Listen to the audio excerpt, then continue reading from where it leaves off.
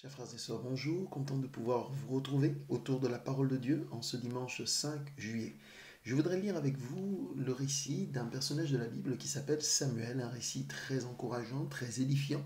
Et je voudrais lire ce texte avec vous dans la parole de Dieu, dans l'Ancien Testament.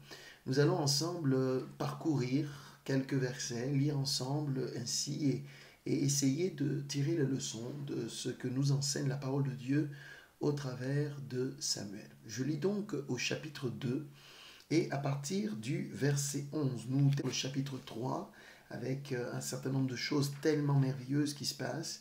Mais je voudrais commencer déjà dans son contexte, à voir avec vous ce qu'était la vie et je dirais l'environnement proche de Samuel. On lit ensemble au chapitre 2, verset 11, 1 Samuel chapitre 2, verset 11.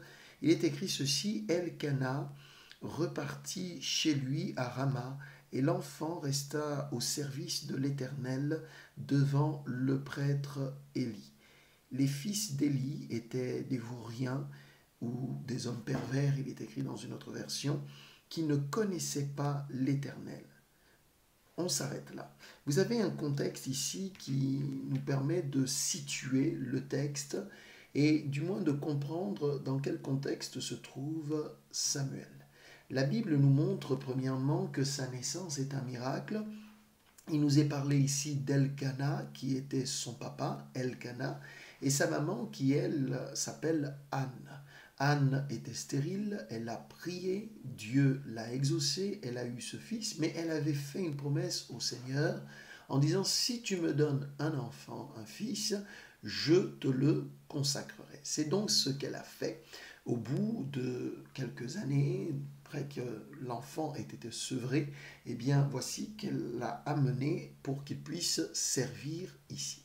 Et l'on lit ensemble, on découvre ensemble ici qu'elle va l'amener donc au temple. C'est pour cela qu'il nous est dit: Elkana repartit chez lui à Rama, et l'enfant restera donc au service de l'Éternel devant le prêtre Élie. Très important de situer les choses dans ce contexte. C'est un enfant qui vient à peine d'être sevré et qui va se retrouver dans ce contexte qui est un contexte d'exigence, un contexte très particulier. C'est dans le temple, au service, dans le temple, au service de l'Éternel, devant le sacrificateur, devant le prêtre Élie, ce qui n'est pas une petite chose. Mais voici qu'il se retrouve très rapidement placé dans ce contexte-là.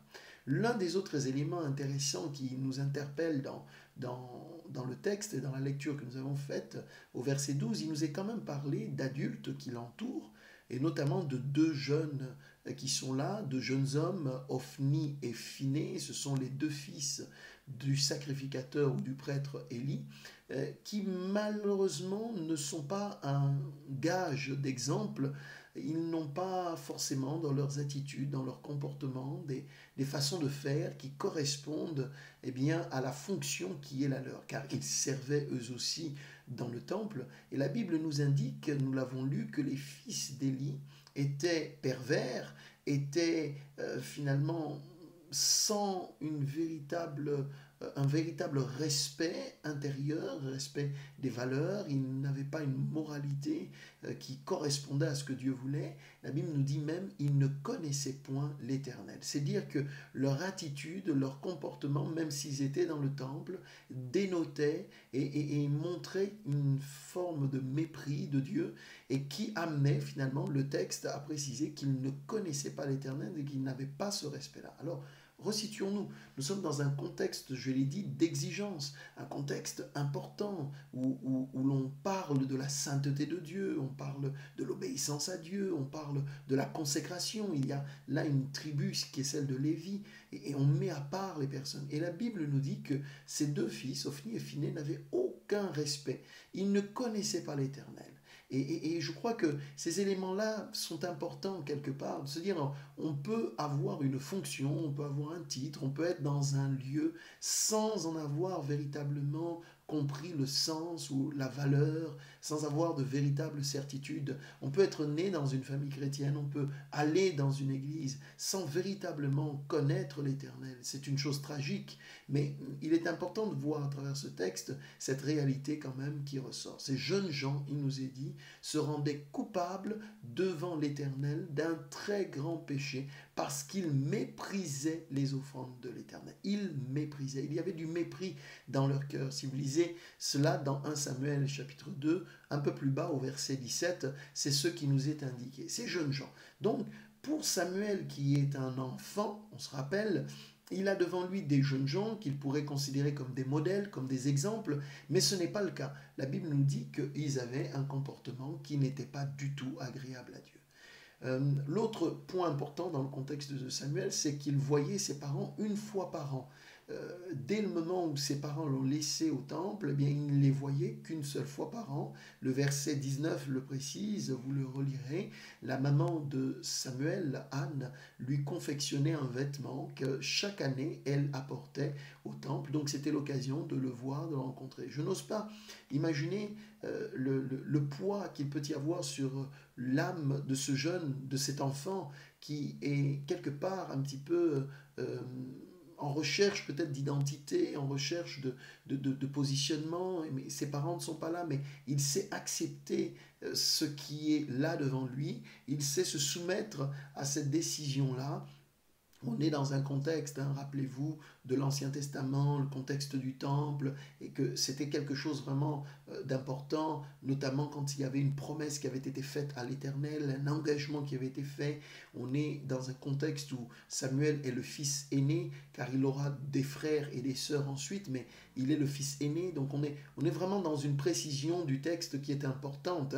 Le fils aîné avait une importance particulière dans la parole de Dieu, et souvent était celui qui devait assurer la continuité de la famille, des promesses de Dieu, on le consacrait à Dieu, ainsi de suite. Donc Samuel, dans ce contexte, est en train d'assumer le poids du contexte dans lequel il est et où il n'a pas d'exemple, il n'a pas vraiment de modèle, et en même temps, il a le poids de ce choix qui a été fait par ses parents, mais qu'il comprend quelque part, mais qu'il doit malgré tout assumer et appréhender au fur et à mesure. C'est un enfant encore, et pourtant, il nous donne ici un exemple fort, qu'on peut se retrouver dans des contextes, on peut avoir un certain nombre de choses qui nous pèsent, le poids de nos responsabilités, le poids de notre histoire, le poids de notre parcours, mais il nous montre ici combien il est important, rappelez-vous, de se tenir devant l'Éternel. Oui, il servait devant l'Éternel. C'est ce que le texte de l'Écriture nous dit à son sujet. Enfant, certes, mais il servait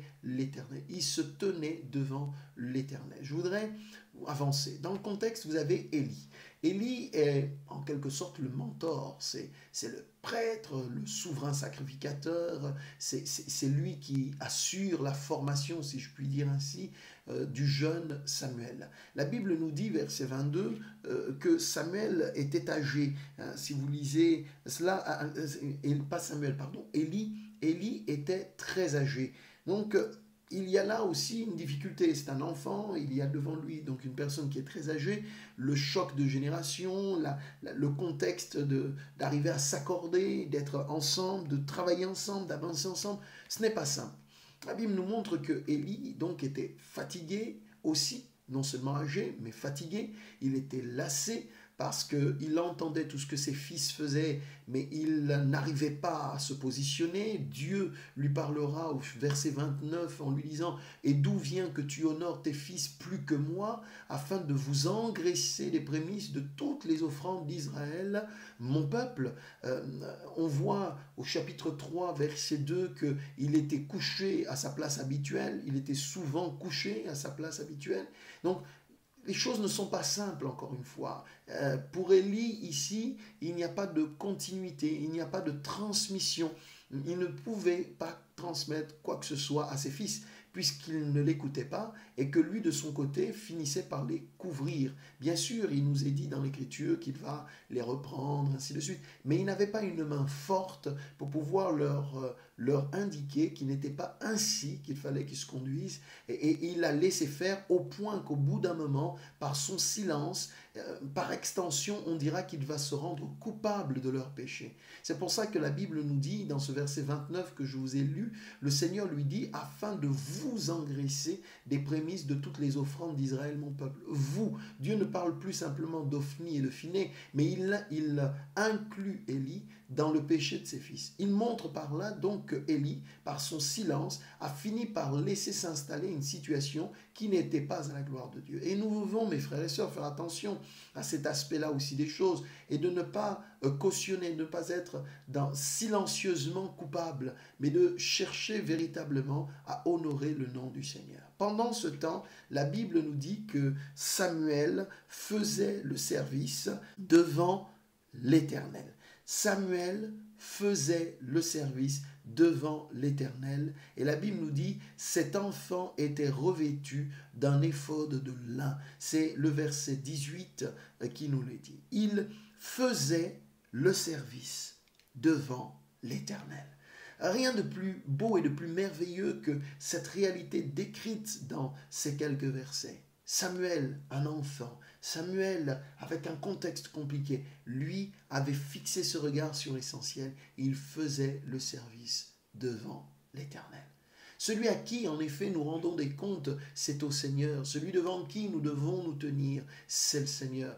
Mais peu importe ce qui se passe autour de nous, c'est toujours vers lui que doivent se porter nos regards. Et la Bible nous donne ici une indication intéressante. Cet enfant était revêtu d'un éphod de lin. Et ça, c'est une précision assez précieuse qui nous est donnée dans le texte. L'éphod, c'était le vêtement que portaient les serviteurs de l'Éternel dans le temple. C'est un enfant pourtant. Et voici que l'éphod était là, il la portait sur lui.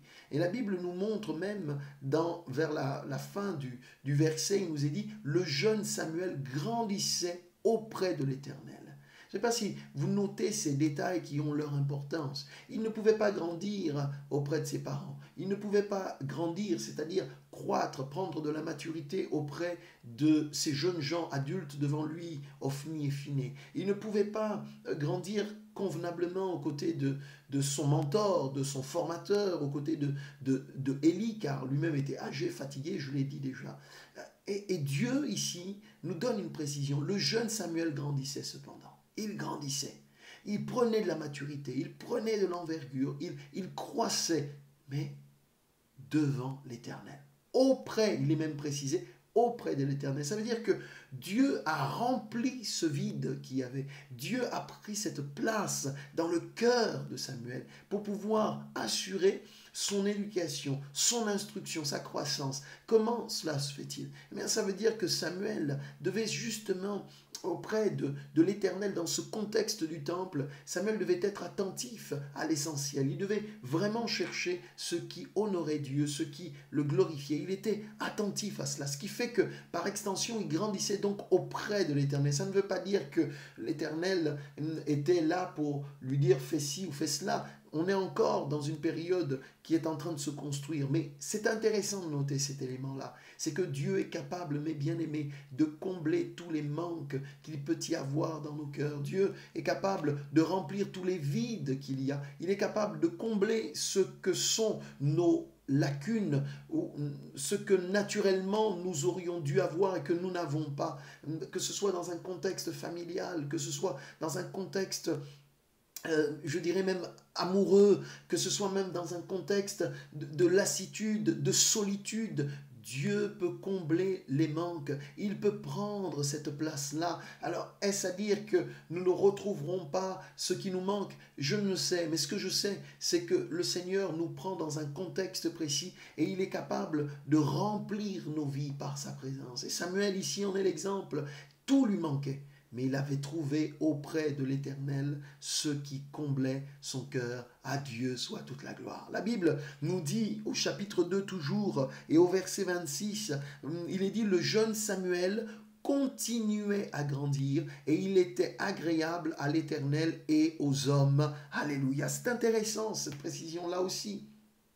il continuait à grandir. Il y a là un processus qui est engagé. Il ne s'arrête pas. Le processus se poursuit. Il continue de grandir. Il continue d'apprendre. Il continue de se fortifier. Il continue de se nourrir. Et plus il continuait, plus il se focalisait sur l'essentiel, plus il était agréable à Dieu et agréable aux hommes. Ça veut dire que Samuel, ici dans ce contexte, est en train de faire l'expérience de la maturité. Et cette maturité qui se construit sur de bonnes bases lui permettait bien, de trouver une forme de faveur auprès de l'Éternel. Et puis en même temps une forme de faveur auprès de son entourage, auprès des hommes et des femmes qui l'entouraient. Plus il avançait ainsi, et plus bien, les uns les autres commençaient à réaliser quelque chose à son égard. Il était favorable. Et je trouve que au milieu de ce contexte de désordre, de désobéissance, de résistance à Dieu, de compromission, Samuel faisait briller sa lumière.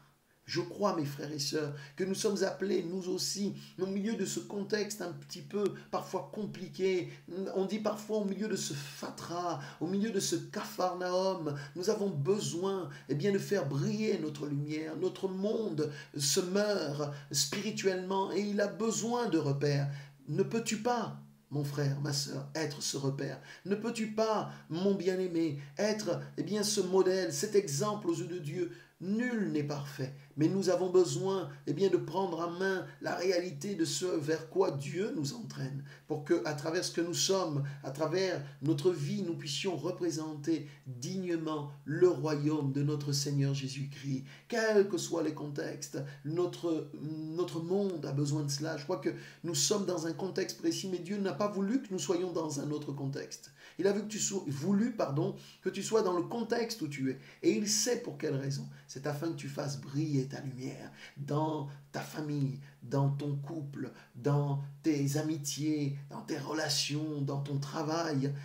Fais en sorte de toujours bien regarder vers le Seigneur. Alléluia. Dieu est fidèle et il connaît chacune de nos vies, chacun de nos contextes pour nous aider et nous encourager et nous permettre surtout de comprendre et de discerner quelle est sa volonté.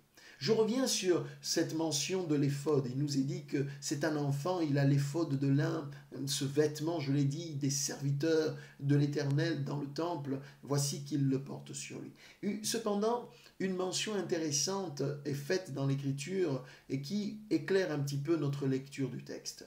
Je vais avancer et y venir dans quelques instants. Mais ce qui est important de savoir, vous le lirez au chapitre 1 et à partir du verset 1, les premiers versets, ce qui est important de savoir et de noter, c'est que Samuel est issu d'une famille, je l'ai dit, Elkana est son père, Anne est sa mère, et dans la nation d'Israël, il y a des tribus. Et ces tribus dans la nation d'Israël sont les unes et les autres attachées à une responsabilité particulière. Et il y a une tribu en particulier, la tribu de Lévi, qui était une tribu consacrée au service du temple, devant l'Éternel. Mais vous notez avec moi que Samuel porte le vêtement d'éphod et qu'il est dans le temple. Cependant, si vous lisez les premiers versets du chapitre 1, vous noterez que la famille de Samuel n'est pas issue de la tribu de Lévi. C'est-à-dire qu'elle n'est pas légitimement apte à être dans le service du temple. Or, Samuel se trouve dans le temple parce que sa mère a fait une promesse à l'Éternel. Donc, il y a là quelque chose d'intéressant. La tribu dont est issue la famille de Samuel, c'est la tribu d'Éphraïm. La tribu d'Éphraïm sert Dieu, mais d'une autre manière, pas dans le temple. Et pourtant, voici que Samuel se retrouve dans ce contexte du temple. Donc, il y a ici quelque chose d'intéressant. S'il n'est pas légitimement, s'il n'est pas, je dirais cela comme ça, naturellement apte à être au service dans le temple, eh bien, ça veut dire que Samuel avait tout à prouver. Il devait donc, lui, faire ses preuves. Il devrait montrer qu'il était apte à servir dans le temple, puisque naturellement, ce n'était pas sa place. Et je trouve que cet élément est intéressant et important. Quand on lit les textes de l'Écriture et qu'on poursuit un petit peu la lecture, on voit par exemple au chapitre 2, verset 30 et au verset 35, 1 Samuel 2, verset 30 et verset 35, que le plan de Dieu a changé à cause de la désobéissance d'Élie. Et on lit ceci, verset 30. C'est pourquoi, voici ce que dit l'Éternel, le Dieu d'Israël. J'avais déclaré que ta maison et la maison de ton père marcheraient devant moi à perpétuité. Et maintenant, dit l'Éternel, loin de moi. Car j'honorerai celui qui m'honore, mais ceux qui me méprisent seront méprisés. Je m'établirai un sacrificateur fidèle, c'est le verset 35, qui agira selon mon cœur et selon mon âme. Je lui bâtirai une maison stable et il marchera toujours devant mon oint. Amen. C'est intéressant ici de voir comment le plan de Dieu a changé à cause de la désobéissance. Mes frères et mes sœurs, je crois que nous devons être attentifs à cette réalité-là. Le plan de Dieu peut changer parce qu'il y a une désobéissance qui s'installe, qui persévère, je dirais ça comme cela. Et on voit dans ce texte que ce qui initialement était prévu, à savoir que la tribu, la famille de Élie, ici le prêtre, le sacrificateur, qui était au bénéfice de la grâce divine et qui aurait dû poursuivre à perpétuité, il nous est dit dans l'Écriture, ce travail dans le temple, s'est retrouvé démise par l'Éternel. Le Seigneur dit, j'enlèverai donc au cours des années, cela se produira. Et Dieu dit, j'établirai à la place un autre. Il lui dit, j'établirai un sacrificateur fidèle. Je m'établirai moi-même un sacrificateur fidèle qui agira selon mon âme et selon mon cœur. Et Dieu dit, je lui bâtirai une maison stable. Voyez-vous, le plan de Dieu a changé à ce niveau-là. Et c'est terrible pour Élie d'être dans ce contexte-là, difficile, compliqué, qui a eu vraiment des conséquences terribles. Et on voit que au milieu de tout ça, celui qui n'était pas appelé naturellement, légitimement, va se retrouver au cœur de cette réalité-là, avec une action de Dieu qui est en train de se produire. Oui, c'est le contexte dans lequel était Samuel. Un contexte qui ne lui était pas forcément favorable. Mais Dieu est le Dieu qui fait toute la différence quand on sait s'attacher à lui et compter sur sa grâce. Alléluia. La Bible nous montre que ce contexte difficile et compliqué a eu vraiment des conséquences terribles. Le verset 1 du chapitre 3 le dit et le précise. La parole de l'Éternel était rare en ce temps-là. Les visions n'étaient pas fréquentes. Je trouve que cette description faite dans le texte est terrible. On s'installe, les choses s'installent, les années passent, et parce que les années passent et que rien ne change, eh bien, elles vont laisser s'installer une situation malsaine, une situation négative, dont la conséquence forte a été que la parole de l'Éternel était rare. Dieu ne parle plus autant qu'il le faisait autrefois. Les visions communiquées par l'Éternel, elles aussi, n'étaient plus ou n'étaient pas fréquentes. Voilà ce contexte que la Bible décrit dans ce verset. Mais regardez ce qui est écrit. Il est précisé cependant, le jeune Samuel était au service de l'Éternel devant Élie. On n'a plus un enfant, c'est un jeune homme. Le jeune Samuel, eh bien, était au service de l'Éternel. Ces précisions et ces répétitions, je dirais, concernant la personne de Samuel, sont intéressantes. C'est un enfant qui se tient devant l'Éternel au service de Dieu. C'est un enfant qui porte un éphod. C'est un jeune garçon qui, eh bien, grandit auprès de l'Éternel. Et puis on arrive ici, il nous est dit, ce jeune Samuel était au service de l'Éternel. Il y a de la constance, une constance dans sa croissance, une constance dans sa marche, une constance dans son évolution. De telle sorte que nous arrivons ici à la croisée des chemins où le plan de Dieu est en train de changer, mais où Dieu, en fait, en réalité, n'est pas démuni, il faut bien l'entendre, il n'est pas pris de court, mais où Dieu prévoit quelque chose. Et il l'a prévu d'avance. La Bible nous le montre donc dans ce verset 1. On voit que Samuel maintenant, eh bien, est là dans le temple. C'est un contexte précis qui nous est donné. Il est jeune maintenant, ce n'est plus un enfant, il est jeune. Les années qu'il a passées ont été des années de mise à l'épreuve, je l'ai dit tout à l'heure. Il a fait ses preuves, il a montré qu'il était capable de rester fidèle malgré le contexte dans lequel il était. Il ne va pas se laisser corrompre, il ne va pas se laisser détourner. Il aurait pu lui aussi emboîter le pas d'Ophni et de Phiné et d'Élie. Il aurait pu lui aussi être mollasson et dire mais à quoi ça sert moi de rester comme cela, fidèle. Je n'ai qu'à moi aussi lâcher prise et faire n'importe quoi. Mais pourtant, les modèles, les contre-modèles qui étaient devant lui ne l'ont pas influencé. Au contraire, je dirais qu'il a certainement pris le contre-pied de tout cela et il s'est appliqué à rester centré autour de l'essentiel, à savoir le Seigneur. Et c'est pour nous, je le crois, quelque chose d'encourageant, quelque chose qui doit nous servir, mes bien-aimés, de leçon. Car nous avons tous des contextes de vie, des contextes qui sont particuliers les uns par rapport aux autres. Personne n'est pareil.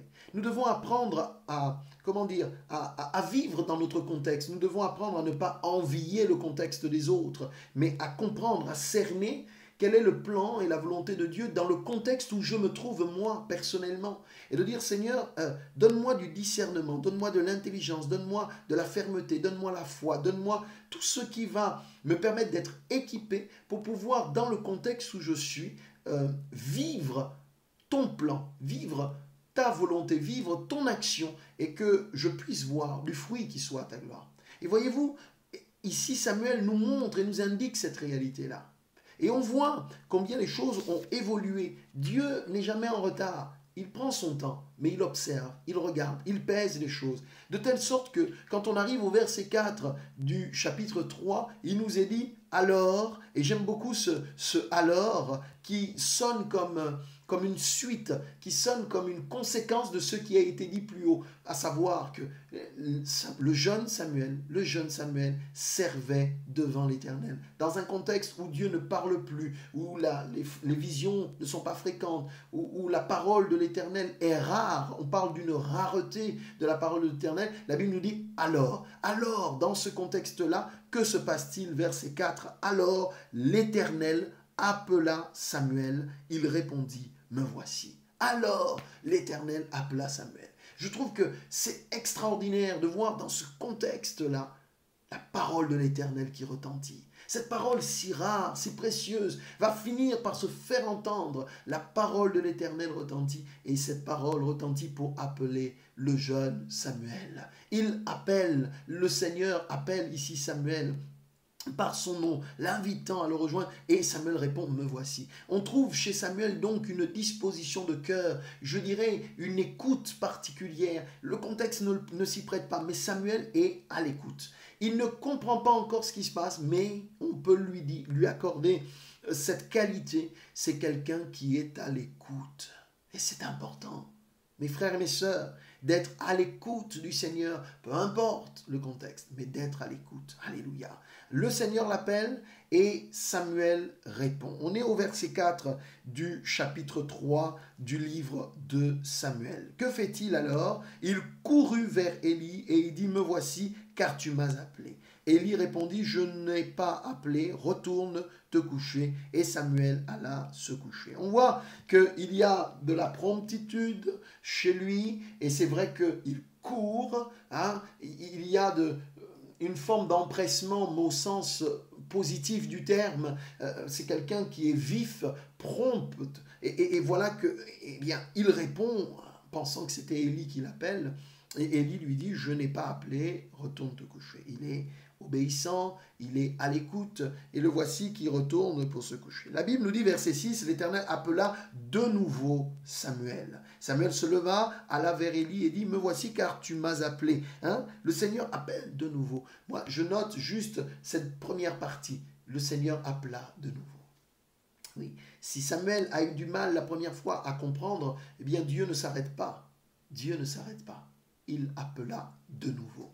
Bien-aimé dans le Seigneur, notre Dieu persévère dans son action, dans son plan, et il appelle, et il continue d'appeler, et il appela de nouveau Samuel. Je ne reviens pas sur l'attitude, c'est toujours la même. Samuel est toujours à l'écoute, il est toujours prompt, il se lève, il va, ainsi de suite, il retourne se coucher, là, ici. Et la Bible nous dit, l'Éternel, verset 8, l'Éternel appela de nouveau Samuel, il est dit pour la troisième fois. Samuel se leva, alla vers Élie et dit, me voici car tu m'as appelé. Voyez-vous, le Seigneur appelle une troisième fois. Là encore, on sent que le Seigneur est en train d'insister.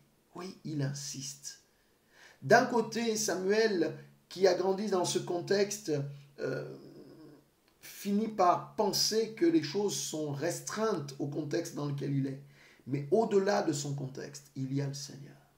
On peut prendre l'habitude de penser, parce qu'on vit des choses parfois difficiles, compliquées ou récurrentes, on peut finir par s'adapter au milieu dans lequel on se trouve et par prendre pour repère, plus ou moins, les circonstances et les situations qui nous entourent.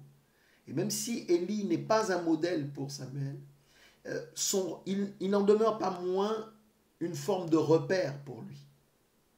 Et dans cela, je crois qu'il est intéressant de noter qu'au-delà de nos repères humains, il y a un Dieu qui veut être, qui veut devenir notre repère.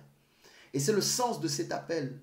Une fois, deux fois, trois fois, il faut ce temps-là pour que Samuel finisse par comprendre qu'il y a quelque chose qui est en train de se passer.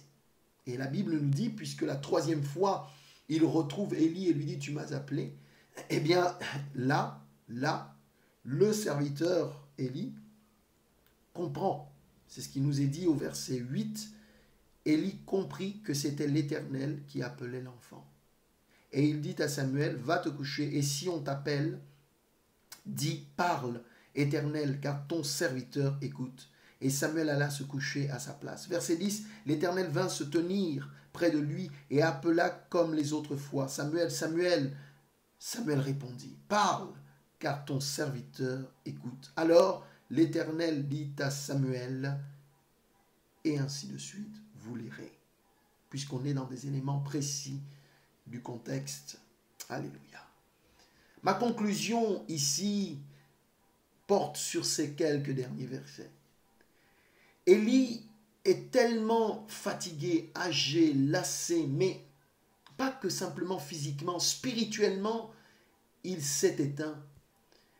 Et il n'a pas discerné dès la première fois que le jeune garçon n'était pas pris de vision ou d'idée.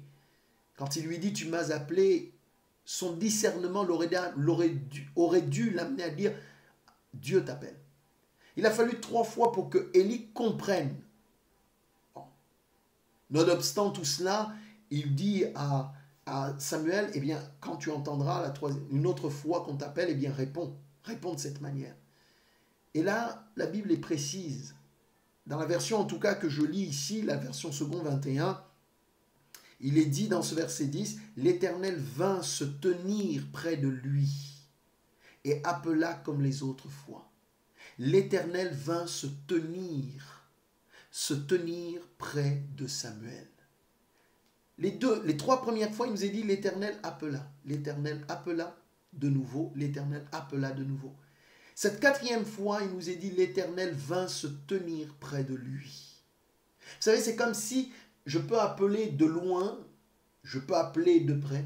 Mais ici, il est précisé, Dieu vient se tenir près de lui. Il y a une position qui est beaucoup plus précise, beaucoup plus proche, beaucoup plus intime. Et là, il appelle. Cette précision est intéressante parce qu'elle va être pour nous une source d'encouragement qui nous indique que le Seigneur se tient près de nous et il nous appelle. Mais d'un autre côté, c'est comme si parfois nous sommes tellement omnibulés, tellement pris, tellement accaparés que le Seigneur dit, je vais me rapprocher. Je vais me rapprocher de toi et je vais me tenir un peu plus près et je vais t'appeler. Et là, Samuel répond et lui dit, parle. Éternel, ton serviteur écoute. Et là, le Seigneur va lui parler. Oui, mais bien aimé dans le Seigneur, que l'histoire ici et le récit de Samuel, le contexte dans lequel il a grandi, évolué, avancé, puisse nous montrer aussi que le contexte est ce qu'il est, mais Dieu cherche un homme, une femme dans le contexte où il ou elle se trouve. Et il veut nous voir cheminer, grandir, évoluer devant lui. Devant lui. Oui, il y a des hommes, des femmes autour de nous.